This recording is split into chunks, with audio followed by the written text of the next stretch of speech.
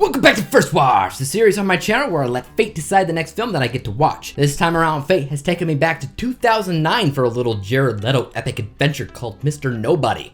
Let's get cracking. Mr. Nemo Nobody is a curious fellow. Before he was born, angels that make babies forget knowledge of life and the universe forgot to wipe his memory, and throughout his entire life, he just knows everything, and he's able to travel the multiverse at will, changing his outcomes as he wishes. When his parents split up, the film specifically follows three particular journeys that he takes simultaneously.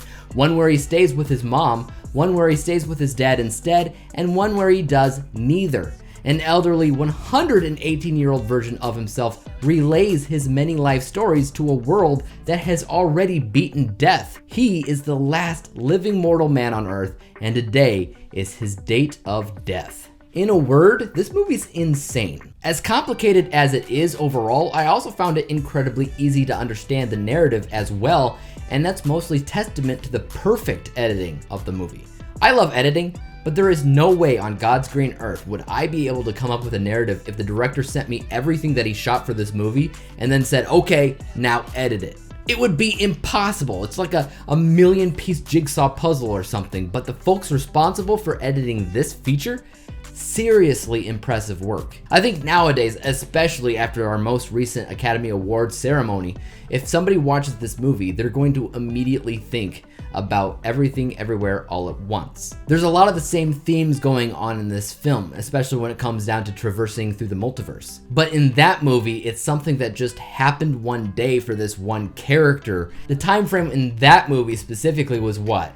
A few hours, a couple days, I don't really remember specifically, but it was completely different than this movie, which the time frame was some guy's entire life from beginning to end. It didn't happen to him one day. He was born with this ability. Thematically, the film is different. It's much more dramatic, like with the Butterfly Effect or Eternal Sunshine of the Spotless Mind, while also having really, really bright, stunning visuals with a very specific artistic look and feel that at times reminded me of Pushing Daisies. The way that this film operates, from the way that it looks to the way that it sounds, the way that it feels, the way that it's edited and written, I can't really say I've ever seen anything like it before. It's one of a kind, and it is epic in every sense of the word. It's led by Jared Leto, who in a very real way led a performance of his lifetime. He's the same character, but because of different influences throughout his life, he acts very different in each variation, while still maintaining the same drive that ultimately leads him to the same destination. Also, his performance as the old man in this movie was creepy, it was funny, heartwarming,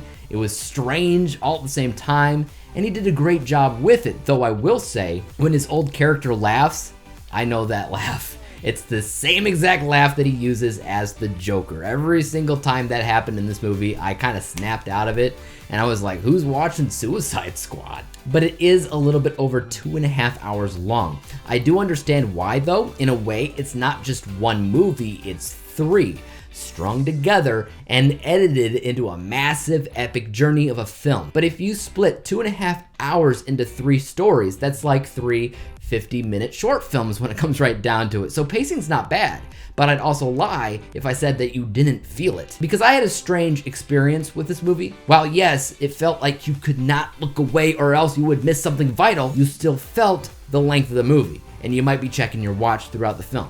Not gonna lie, I started watching this movie at night and I didn't finish it until past midnight, maybe closer to 1 a.m., which for me is pretty darn late. I wanted to go to sleep. I couldn't because the movie was definitely keeping me awake, but I was tired. So if you watch the movie, please just make sure to make time for it when you're most awake. Let's go ahead and break down my final score for Mr. Nobody, which was an A-letter grade final overall score of 92%. 92 out of 100 possible stars.